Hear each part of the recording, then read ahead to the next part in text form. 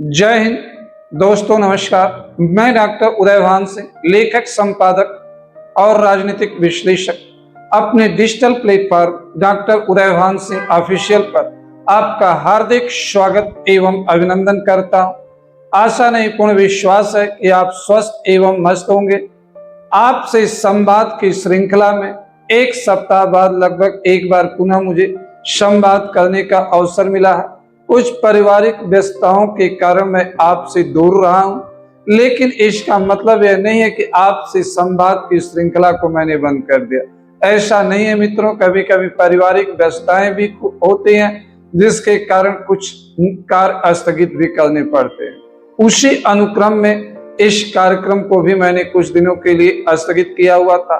आज हम आपसे चर्चा पर चर्चा करने जा रहे हैं तमिलनाडु की राजनीति को लेकर के। जैसा आप सबको पता है कि पिछले महीने 5 राज्यों के विधानसभा के चुनाव संपन्न हुए। 4 मई के उसके परिणाम घोषित कर दिए गए, जिसमें पश्चिम बंगाल को लेकर सर्वाधिक चर्चा हो रही है। जहां पश्चिम बंगाल भारतीय जनता पार्टी के लिए खुशखबरी लेकर आया और भारतीय जनता पार्टी को ऐतिहासिक जनादेश मिला, तो वहीं दूसरी तरफ तमिलनाडु की राजनीति में भी बहुत बड़ा परिवर्तन देखने को मिल रहा है। अक्सर आजकल चर्चा पश्चिम बंगाल को हो रही है, लेकिन तमिलनाडु को हम भूल जा रहे हैं या तमिलनाडु पर अपेक्षित चर्चा नहीं हो रही है। आज हम तमिलनाडु के मुद्दे पर, तमिलनाडु की वर्तमान राजनीति पर हम चर्चा पर चर्चा करने जा रहे हैं। तमिलनाडु का जनादेश अपने आप में बहुत कुछ कह रहा है। इसी को लेकर के हम चर्चा 1967 के बाद तमिलनाडु में कभी भी कोई राष्ट्रीय दल सत्ता में नहीं आया। तमिलनाडु में 1967 में अन्नादुरई ने जो राजनीति शुरू किया, द्रविड़ राजनीति, वह निरंतर आगे बढ़ती गई। कालांतर में चल करके अन्नादुरई द्वारा स्थापित द्रविड़ मुनेत्र कड़गम डीएमके का विभाजन होता है। डीएमके 2 भागों में बढ़ जाती है, डीएमके और एआईडीएमके। आपको यह पता होगा कि 1967 में तमिलनाडु के प्रमुख नेता, जिनका संबंध पिछड़ा वर्ग से था, या कुछ लोग उन्हें अनुसूचित जाति से भी उनका संबंध जोड़ते हैं, तमिलनाडु के एक प्रभावी नेता थे। उन्होंने कांग्रेस के वर्चस्व को चुनौती दिया और पहली बार तमिलनाडु में गैर कांग्रेसी सरकार बनी। उसके बाद से तमिलनाडु में कभी भी कांग्रेसी सरकार बनने का अवसर नहीं मिला, या हम कहें तमिलनाडु की जनता ने कांग्रेस को अपना समर्थन देना एक प्रकार से बंद कर दिया। 1967 के बाद से तमिलनाडु की राजनीति 2 ध्रुवी हो गई। एक का नेतृत्व डीएमके करती है, दूसरे का नेतृत्व एआईडीएमके करती है। डीएमके का जब विभाजन होता है तो उस समय तमिलनाडु के बहुचर्चित अभिनेता रामचंद्रम तमिलनाडु की राजनीतिक क्षितिज पर उभरते हैं और वह एआईडीएमके का नेतृत्व करने लगते हैं। इसके बाद तमिलनाडु की राजनीति 2 ध्रुवी हो जाती है, एक बार द्रमुक तो एक बार एआईडीएमके आती रही है। लेकिन पिछले 10 वर्षों से तमिलनाडु में डीएमके की सरकार सत्ता में थी। एआईडीएमके के नेता रामचंद्रन के मृत्यु के बाद जयललिता वहां की मुख्यमंत्री बनती हैं और जयललिता जो एआईडीएमके का नेतृत्व करते हैं, जबकि करुणानिधि द्रमुक का नेतृत्व करते हैं। दोनों के बीच एक प्रतिशोध की भावना उत्पन्न हो जाती। दोनों सत्ता में आने पर एक दूसरे के विरुद्ध वैधानिक सीमाओं के दायरे में रह करके कानूनी कार्रवाई करते हैं, गिरफ्तार करवाते हैं, एक दूसरे को जेल भेजने का काम भी करते हैं। जयललिता की मृत्यु के बाद एआईडीएमके कमजोर हो जाता है। एआईडीएमके के साथ तमिलनाडु की कई क्षेत्रीय दल भी, छोटे छोटे दल भी जुड़ते हैं। जहां तक कांग्रेस पार्टी की बात है तो 1998 तक कांग्रेस पार्टी का डीएमके के साथ कोई गठबंधन नहीं होता, वह एआईडीएमके के साथ गठबंधन होती। आपको पता होना चाहिए कि कांग्रेस पार्टी ने एचडी देवेगौड़ा और इंद्र कुमार गुजराल से समर्थन इस आधार पर ही लिया था कि उसको डीएमके समर्थन दे रही थी। 1998 में एआईडीएमके की नेता जयललिता भारतीय जनता पार्टी के गठबंधन में सम्मिलित होती हैं और वाजपेयी जी के को समर्थन देती है केंद्र सरकार, परंतु जयललिता 12 महीने के अंदर ही समर्थन वापस ले लेती है, वाजपेयी जी की सरकार गिर जाती है। इसके बाद डीएमके भारतीय जनता पार्टी के साथ गठबंधन करके केंद्र में सरकार में शामिल होता है, परंतु 2004 में डीएमके भारतीय जनता पार्टी से अपने आप को अलग कर लेता है और कांग्रेस के नेतृत्व वाले यूनाइटेड प्रोग्रेसिव अलायंस का सहयोगी बनता है, यूपीए सरकार का सहयोगी बनता है। 2004 से लेकर 2026 तक आज तक डीएमके कांग्रेस का गठबंधन एक विश्वसनीय गठबंधन माना जाता था। दोनों के बीच काफी सहयोगात्मक संबंध थे, दोनों एक दूसरे को विश्वास के साथ देखते थे। लेकिन 2026 आते आते दोनों के बीच मतभेद विधानसभा के चुनाव के पूर्व दिखाई पड़ने लगे। इस पर अभी हम चर्चा थोड़ी देर बाद करेंगे। 1967 के बाद तमिलनाडु में एक द्रविड़ और गैर द्रविड़ राजनीति शुरुआत होती है। डीएमके और एआईडीएमके दोनों द्रविड़ राजनीति करते हैं, जिन्हें तथाकथित रूप से सनातन विरोधी भी माना जाता रहा। पिछले कुछ वर्षों में तमिलनाडु के मुख्यमंत्री स्टालिन के बेटे द्वारा सनातन को लेकर नकारात्मक टिप्पणी की गई इत्यादि, जिसका प्रभाव इस वर्तमान चुनाव में भी देखने को। तमिलनाडु में 1967 से लेकर आज तक लगभग 60 वर्षों के दौर में कोई तीसरा फ्रंट नहीं बन पाया, दो ही फ्रंट बनते रहे, किसी तीसरे के लिए कोई जगह नहीं। लेकिन 2026 में एक तीसरा फ्रंट भी उभर कर सामने आया। उस तीसरा फ्रंट का नाम है टीवीके, जो एक तमिलनाडु के प्रसिद्ध अभिनेता थलपति विजय कुमार द्वारा बनाई गई एक पार्टी है, जिसका गठन 2 वर्ष पूर्व होता है, लेकिन वास्तव में वह सक्रिय जनवरी 2026 की बात होती है। थलपति विजय कुमार डीएमके को अपना राजनीतिक प्रतिस्पर्धी मानते हैं और भारतीय जनता पार्टी को वैचारिक प्रतिस्पर्धी मानते हैं। उनका झुकाव डायरेक्ट या इनडायरेक्ट एआईडीएमके की तरफ रहा।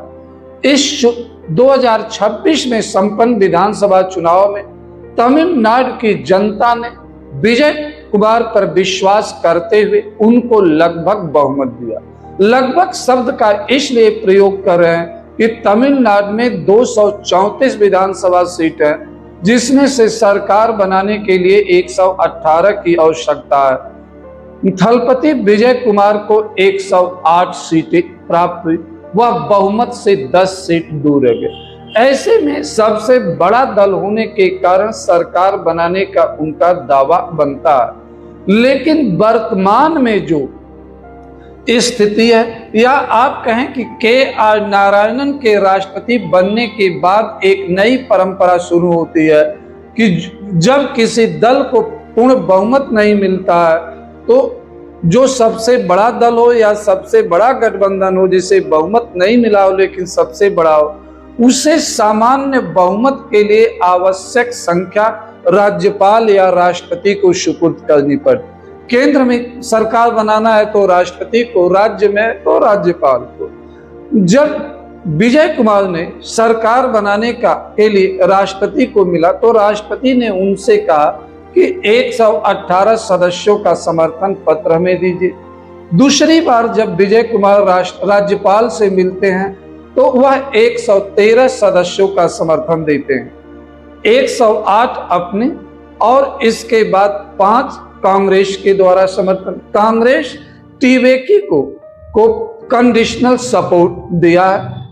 कांग्रेस के सपोर्ट देने से डीएमके और कांग्रेस का गठबंधन टूट जाता है। डीएमके द्वारा कांग्रेस पर तरह तरह का आरोप लगाया जाता है। आपको पता यह भी होना चाहिए कि शुरू से राहुल गांधी जी 2026 फरवरी में ही डीएमके के साथ गठबंधन न करके टीवीके के साथ गठबंधन करना चाहते थे, लेकिन तमिलनाडु कांग्रेस अध्यक्ष ऐसा करने से मना किया और कांग्रेस अध्यक्ष मल्लिकार्जुन खड़गे के साथ मिलकर के डीएमके के साथ गठबंधन किया, जिसको लेकर अंदर अंदर राहुल गांधी नाराज भी हुए, लेकिन उन्होंने स्वीकार किया। तमिलनाडु विधानसभा का जनादेश आने के बाद विजय कुमार और राहुल गांधी एक दूसरे के साथ सोशल मीडिया पर संवाद करते हैं और राहुल गांधी कांग्रेस की तरफ से समर्थन देने की बात करते हैं।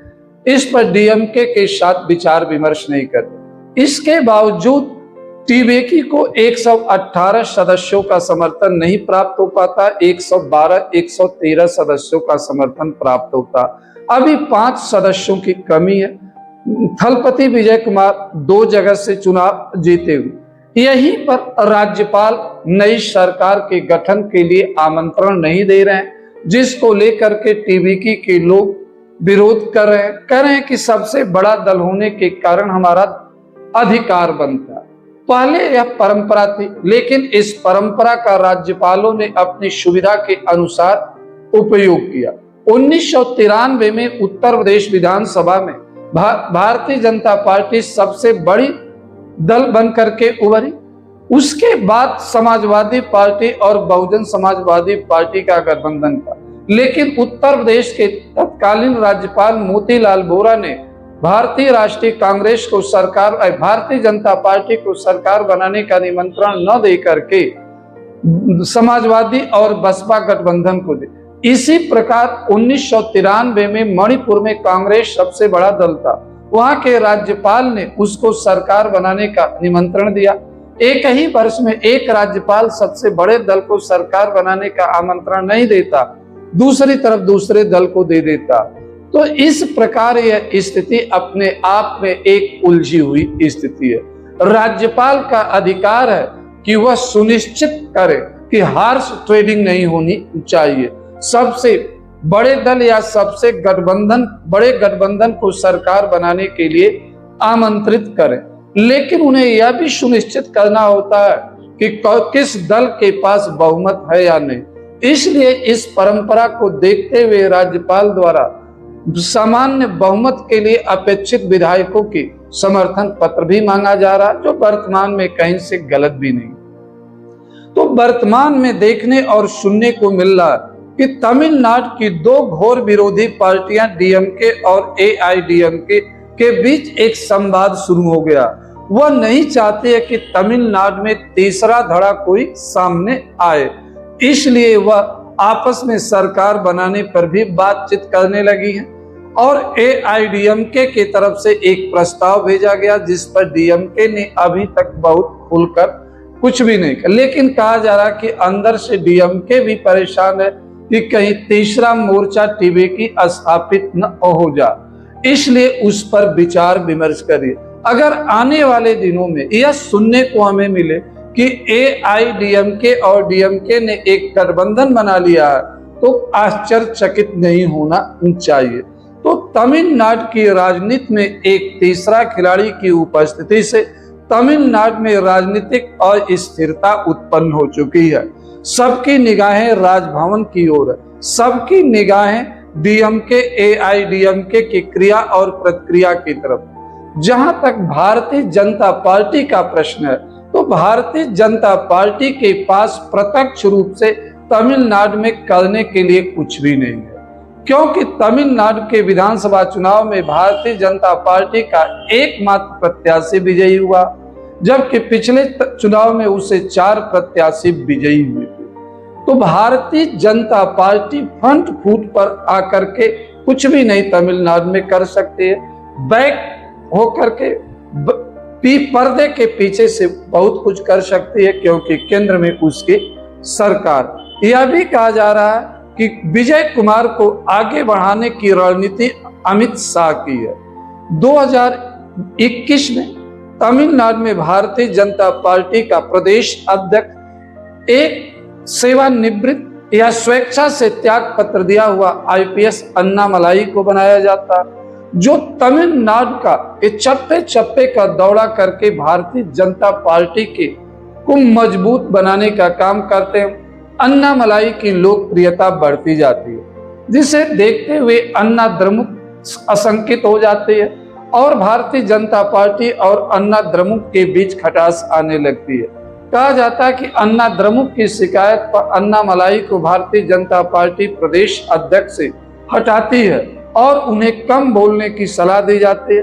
पार्टी के अनुशासन को मानते हुए अन्नामलाई द्वारा ऐसा किया जाता। कहा जाता है कि अमित शाह की रणनीति है कि धीरे धीरे क्षेत्रीय दलों को समाप्त किया जाए, इसलिए किसी स्थानीय चेहरे को वह प्रमोट करना चाहते हैं, उसे तमिलनाडु का केजरीवाल बनाना चाहते हैं। जिस तरह से अन्ना हजारे का आंदोलन शुरू हुआ तो पर्दे के पीछे से अन्ना हजारे के आंदोलन को आरएसएस और भारतीय जनता पार्टी ने समर्थन दिया और उन्हें दिल्ली में चुनाव लड़ने के लिए प्रेरित भी किया अरविंद केजरीवाल को। बाद में जब अरविंद केजरीवाल भारतीय जनता पार्टी के लिए भस्मासुर बनने लगे तो भारतीय जनता पार्टी ने उनको सत्ता से बेदखल करने की रणनीति अपनाई और धीरे धीरे 10 वर्षों के बाद बेदखल कर दिया। भारतीय जनता पार्टी टीबी के या हम कहें थलपति विजय कुमार के माध्यम से वह तमिलनाडु में जो प्रमुख द्रविड़ पार्टियां उनके अस्तित्व को भी चुनौती देना चाहती है और धीरे धीरे उनको कमजोर करना चाहती है। एक कहानी इसको लेकर के भी गढ़ी जा रही है कि भारतीय जनता पार्टी बहुत जल्दी में नहीं होती है, वह सत्ता प्राप्त करना चाहती है, वह पूरे देश में अपनी विचारधारा को स्थापित करना चाहती है। इसके लिए भारतीय जनता पार्टी धीरे धीरे फूंक फूंक कर कदम उठाती है। कभी कभी भारतीय जनता पार्टी अपने आप को क्षति पहुंचा करके भी दूसरों की मदद करती है और यही तमिलनाडु में होता देखो। भारतीय जनता पार्टी अपमानित होने के बाद भी धैर्य से काम लेती है, जैसा बिहार में देखती है। नीतीश कुमार को मुख्यमंत्री 2005 में बनाने में भारतीय जनता पार्टी ने बहुत बड़ी भूमिका निभाई। उसके बाद भी नीतीश कुमार के नखरे भारतीय जनता पार्टी उठाती रही है और अब तक उठाती रही है, लेकिन धीरे धीरे बिहार में अपने को स्थापित किया और अपना मुख्यमंत्री बनाने में सफल हुई। इस प्रकार भारतीय जनता पार्टी अंग, बंग और कंग तीनों में अपनी सरकार बनाने में अंग का मतलब है बिहार और झारखंड को लेकर, बंग का मतलब है पश्चिम बंगाल को लेकर, कंग का मतलब है कलिंग उड़ीसा को लेकर के। तो एक तरह से भारतीय जनता पार्टी अब बंगाल प्रेसिडेंसी में अपनी सरकार बना चुकी है। भारतीय जनता पार्टी जो है बॉम्बे प्रेसिडेंसी में अपनी सरकार बना चुकी है, महाराष्ट्र, गुजरात, गोवा में। अब भारतीय जनता पार्टी के लिए बचा है मद्रास प्रेसिडेंसी में सरकार बनाना। तो भारतीय जनता पार्टी मद्रास प्रेसिडेंसी को लेकर के अपनी रणनीति को धीरे धीरे धारदार बना। इसी अनुक्रम में टीबी की बात कहानी कही जा रही, इस पर आगे हम और चर्चा करेंगे, लेकिन फिलहाल इतना हम अवश्य कहना चाहते हैं कि तमिलनाडु की राजनीति उलझन में है। तमिलनाडु में एक तीसरा फ्रंट खुल चुका है। तमिलनाडु में राष्ट्रीय दलों के लिए वर्तमान में फ्रंट पर खेलने का कोई अवसर नहीं दिखाई पड़ता। कांग्रेस की स्थिति बहुत ही दुविधाजनक हो चुकी है, उस पर अविश्वास के आरोप लेकर। मित्रों, अभी हमें इंतजार करना है कि द्रविड़ राजनीति किधर जा रही है, दक्षिण किस करवट ले रहा। तब तक के लिए यहीं पर हम अपने को विराम देते हैं। बहुत बहुत धन्यवाद।